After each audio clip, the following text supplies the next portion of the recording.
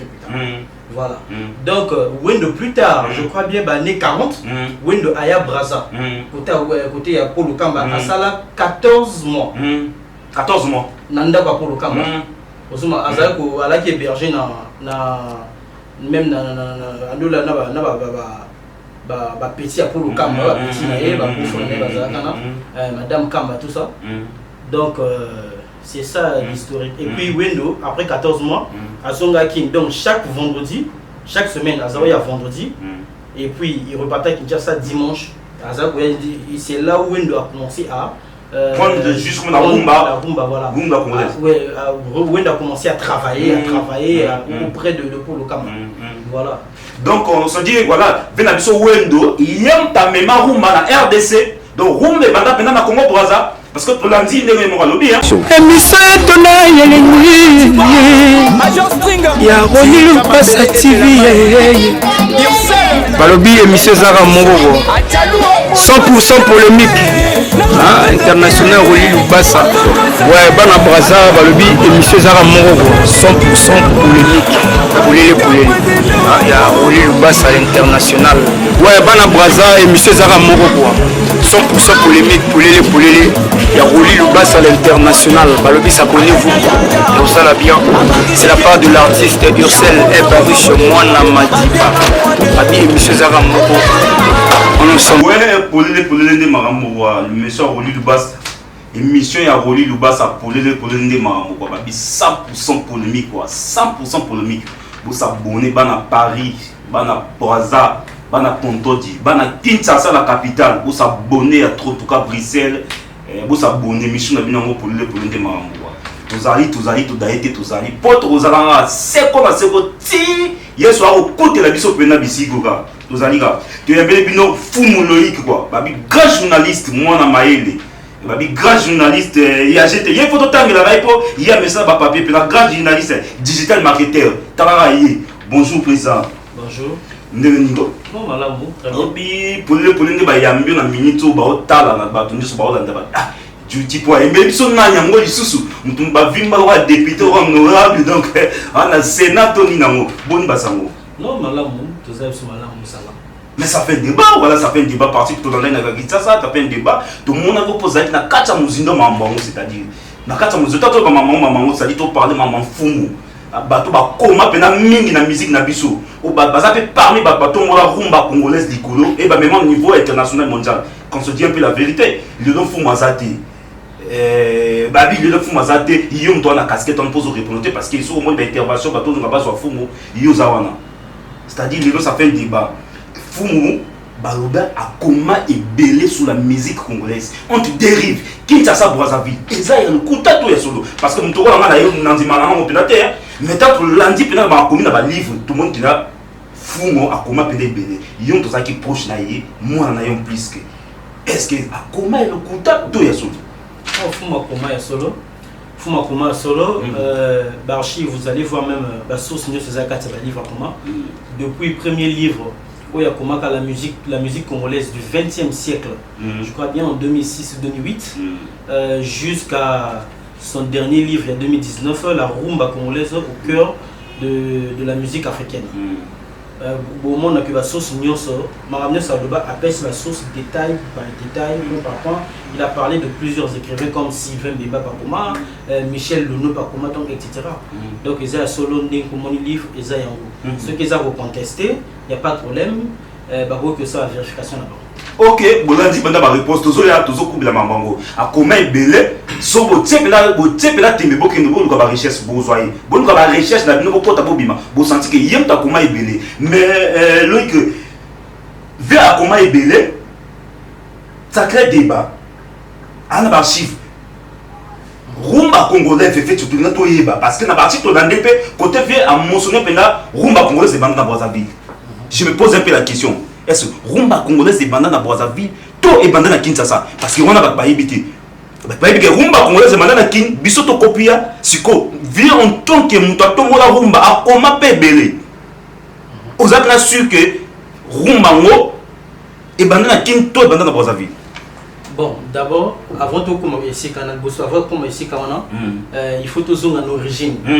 au moins rumba rumba est un mot espagnol mais comment on a zalaka kumba kumba est dans sa motolo ok donc rumba est zalaka toujours même que malem tout a tout tanga et bizonto donc rumba banda est là kumba et utana royaume Congo Congo Brazzaville Congo Kinshasa Angola voilà mais utakuna si côté espagnol ba colonisateur portugais ba ya même ba esclave ba africain il y a peu de Congo na Amérique latine dans le Brésil comme un Québec mais ba africain ba kenda ba Congolais ba kenda na Cuba ba kenda ko développer ngo ba vraiment développer ba espagnol ba monde que zaka kitoko ba salini ba zuango ba bon tout s'approprier na mo tout modifier ba ça va retouche ba modification après en ces temps là rumba ezabeta kuna na siko na na biso na awa ezalaka makinu ezalaka danse moko surtout année 1920 ezako régner mais notamment rumba ezongi siko la kumba rumba tango ezongi siko na Afrique ba congolais ba retrouver na Afrique centrale précisément Brazza Kinshasa etc. mais les Congolais ont vite récupéré ça, ont vite compris cette musique-là. Donc, Papa Wendo, Papa Polo Kamba, Yemoto, Azalaki, pilier. Yarumba congolaise. Donc, a créé bonne expérience en 1932. Bonne expérience, 1932. En fait, tous noté déjà. 1932. Et à cette époque-là, Wendo, Azalaki a 6 ou 7 ans. Selon le témoignage, il y a les sœurs Mambeki. Donc, Wendo a 6 ans. 6 ou 7 ans. 6 ou 7 ans. Voilà. Et on a ce pour le camp, doyen déjà. Voilà. Elle a déjà doyen, elle a déjà solo, il y a bonne espérance. Si je ne me trompe pas, on pourra vérifier plus tard. Voilà. Donc, Wendo plus tard, je crois bien, année 40, Wendo Aya Brazza. Côté il y a Polo Kamba, à ça 14 mois. 14 mois. Nanda Polo Kamba. Azalako, elle a qui hébergé même petit à Polo Kamba, petit naé, Madame Kamba, tout ça. Donc, c'est ça l'historique. Et puis, Wendo, après 14 mois, à Songa King, donc chaque vendredi, chaque semaine, à Zawa, il y a vendredi, et puis il repartait à Kinshasa dimanche. C'est là où Wendo a commencé à prendre juste comme la rumba, voilà. Rumba congolaise. Wendo a commencé à travailler, auprès de Polo Kamba. Voilà. Donc on se dit voilà, Benabiso Wendo, il aime ta mémoire rumba na RDC. Donc rumba banda pena na Congo Brazza parce que to landi ndenge mo lobby hein.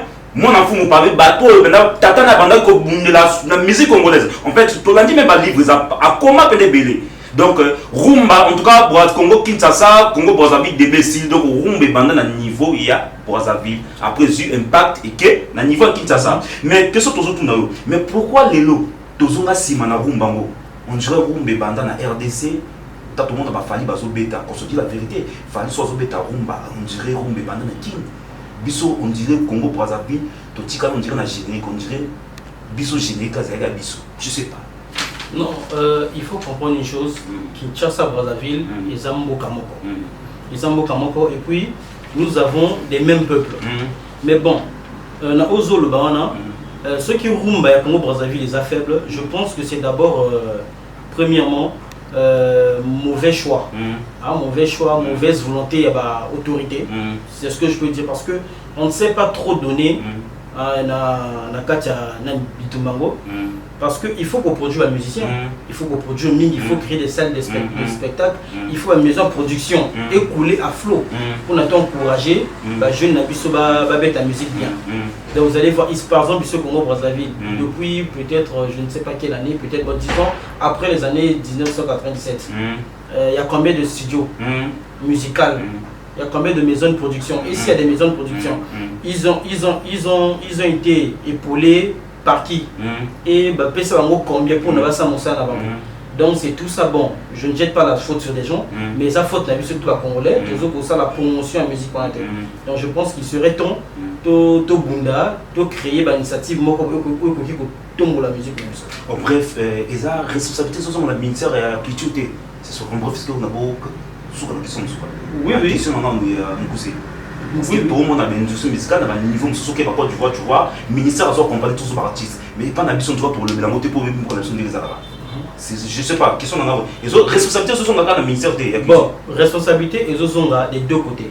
Ministère culture, d'un côté l'artiste. L'artiste, il faut être sérieux. Vous voyez. Et puis, il ne faut pas se voiler la face. Ce qui nous bloque aussi, surtout, c'est aussi la corruption. C'est-à-dire, on donne de l'argent à tel Songolo Pakala, ça à tel événement. Parfois 1 million, non. Il y a 400 000, parfois 600 000, ici il y a 400 000. Avec 400 000, les autres, comment est-ce qu'ils vont travailler? Ceux qui budget là, il y a 1 million. Il y a 4 déjà. Et les 1 million là, c'est un budget. C'est pas un salaire. Salaire, ça part. Si budget, il y a 4 000. Bon, comment est-ce que les musiciens auront le courage de travailler? Tu vois, donc il faut combattre le niveau de la corruption. Il faut tous à la ferme, rigoureux envers nous-mêmes pour que sinon moteur pour accompagner sur la bitumba il y a musique, il y a culture il y a ministère, il y a culture en accompagnement du premier ministre et le président de la République. Mais aujourd'hui le gouvernement congolais et accompagne le gouvernement congolais et ça ne perd ni parce que tout le monde bien fou le père a bondi corps et âme na rumba congolaise il leur confie. Est-ce que ça y est un monument du gouvernement après ça rabino mbongo lembo na bino boto ngave monument bo lembo ngave to bo uno ya mo somi ba dip ne to mo na botanga miko na ba dip to botiki to ba faire ça monument na ba mboka msumbe to tanga ka fumu journée mo bimbela spécial na fumu pour ba même na niveau mondial to éviter so bolia ka mbonga gouvernement ata monument fi ko sala répéter sur le musée mon ça sur que 10% na mbongo to éviter so gouvernement ça qu'on a bino. Oh non, c'est pas ça. Premièrement, tout ça réglo quoi. Vieux temps à Koufi. Promesse c'est seulement qui est belé. Et puis effectivement, il y a eu des gens qui ont contribué dans son siab. Pas seulement Azalaka parce que Azalaka il donne la bango parce que Azalaka peut grand la bango, master, frère tout ça. Mais je crois que la responsabilité sans polémique a été donnée par certaines personnes dans la famille. Je ne pense pas les papas, peut-être les grands frères ou les grandes sœurs. Mais on ne voit pas vraiment ce vim, c'est-à-dire énergie qu'on a, n'a pas en bango. Bon, je comprends, peut-être que vas occuper, puisque la voix jamais qui peut ma grande sœur, ma voix jamais peut n'a pas été. Donc peut-être que c'est dû à cela que ma camango est ralentir. Mais conclusion, Zalara, ça la vieux monument, d'après les dires que j'avais écoutés, et c'est aussi mon soeur, ça les monuments, ça la bibliothèque. Ici, quand on est dans son œuvre au Congo, place au Fanda, ça bibliothèque, c'est le musée, disons le musée Naïe, au Motaboyaka, qui était fou, qu'est-ce qu'il faisait, quelles sont ses œuvres à ça là, etc. Bon, pour l'instant, on n'a pas encore agi. Surtout, j'insiste aussi dans le comité scientifique Naïe. Le vieux Bouitoum, il est à la solo. Je pense que les autres travaillent pour le Kamango. Les autres sont au niveau ministère, ils ont qui ça se fait.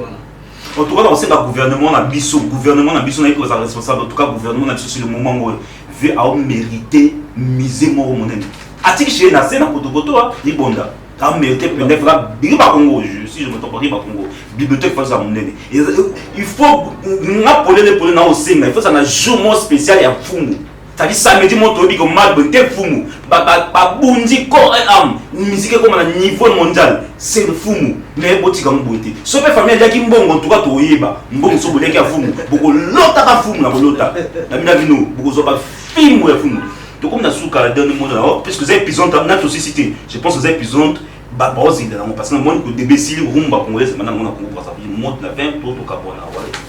Oh non, on a aussi les alliés, faut pas écrire trop pour que les émissions polémiques. C'est vrai but non mais sinon les polémiques en bien n'est pas bien. Les la polémique moins constructive pour aller pousser tu vas travailler, te reconnaître mon salaire le rumba mon salaire au point de rumba quand on a et comme un patrimoine immatériel et mondial à l'UNESCO. Ils ont bien une émission, on a tout ça qui a mis interview à Radio Monde à Brazzaville. On a dit que Rumba, mission salut Rumba, on a pris comme appartement mondial, ils ont dit tissu ramené par plusieurs tailleurs. Tailleurs et belé, après travailler, salut aussi. Salut Moussalana et Kelbousso. Il y a aussi des gens qui accompagnent Fou Montoro, ça tête Montoro, le vice-président Boitou, deuxième personnalité comité scientifique. On va former Togobo s'en a été professeur Grégoire Lefoba, infographiste Naé, Brice Nyamalo. On ne peut pas oublier aussi Joachim Banza, très bon journaliste expérimenté. Oh, il est là, à accompagner dimanche, il y a œuvre en fond. Ok, qui m'a pas besoin de salutation voilà. Bon, on appelle cette salutation quand on a des frères et sœurs, il y a famille, master, tout le monde soit supporté Fumu et puis voilà quoi. Ouais, donc on a sous quand même mission des en tout cas, ma papi faut dire ma banga de marambous. C'est-à-dire ngana otoka, ozo banga na boka, to pesa nga kombidi. Na ko pesa nga kombidi na souffrir boy, ya osa de mission na nga boy. Na boka yo, suna sengelo robo ya ba. Di fanda na boka ba nso bazui. Ce que zuité on se retrouve dans ma banque en tout cas na bosanité quoi. PDG Herman Ngombele, PDG Herman Ngombele autrement basé président Mano Maner. Na benga ba Maboko Bank. Na benga ke na Maboko Bank pour toi les bisiko, bisika no sali mission to na bisika na quoi. Stacy Hotel. Stacy Hotel ba bieza musika te na poto quoi. Eza non musika te, so na ba cadre bien bo bisika no so fait deux hommes malili bo to na Stacy Hotel. Il y a président Herman Ngombele. Je te salue président Bisiko Zali quoi. Na bossa adresse na bango za na poto na il faut attendre pour et à moi c'est qui la pena bon quoi. Ribonda 70 Ribonda poto quoi marengo abibwe. Il y a ka ba chambre za danger. Okoma loko ba Barack Obama. Mon Bisiko okoma Barack Obama. J'étais son dans monde dans parti Barack Obama. Na bossa président Jean-Pierre Olondo quoi. Babi par rapport à la jeunesse prête à danger. Na bossa na musika Junior Ngamba le tekele. Moi na Bruxelles à Tongo. Je te salue là où tu es quoi. Bah, il y a une émission en français. Bah, français, bah, c'est l'émission en Congo. Bah, bon, mais l'émission Congo, on a un français, puis ça va dans Canada. N'a pas d'émission de bah, français. Bon, bah, ça, l'émission est de l'autre côté. Si ma fou, bah, d'ailleurs, bah, méchant à Bangoura. Donc, on a besoin autant d'émissions en français. N'a pas senti que boss, mon boss, Gino, mon vieux quoi, mon vieux perso, on vient bouger, je te salue, mais à tes ou mais nango, n'a bien rien, n'a pas comprendre. Prochainement, pour l'émission na biso pour les nous marambo tout si ce n'a été semaine prochaine to yamba suna ya azo décortiquer suna kati azo décortiquer biso na kasi président to comme na suka et mi na biso ta to bonde la en tout cas to ngamba biso to bonde la to ko kanga biso na to bonde la Mwana Machiba Major Stinga Tika Mabele et Melamai Ursel El Baruch Adjaloua Moto Senaka Nawa Tetreke Atoko Saye Akanga Komonoko Yannick le roi Manito président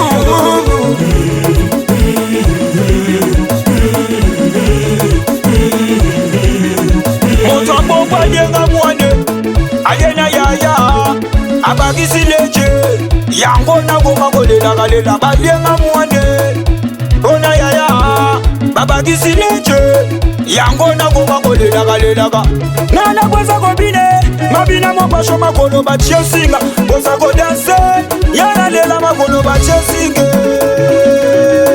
Yamakolo Bachio Singa Boko Bina Mopasho Bachio Singa Makolo Bachio Singa Makolo Bachio Singa Makolo Bachio Singa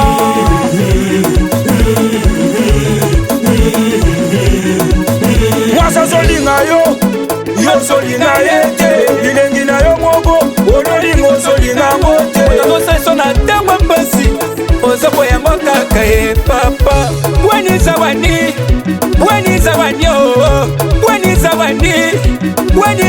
yo Njote ninganaga Tika njote ninganaga sheri Njote ninganaga Njota moye za mabele Weni zawani yo Abe brele foke lubali Moto shinaka Moto inaka Moto shinaka yo Nanya komisaka yo Nanya zotrake yo Nani mobali na yo Archange Moussodia Kimobola mabe balienga mwone ye Balienga yaya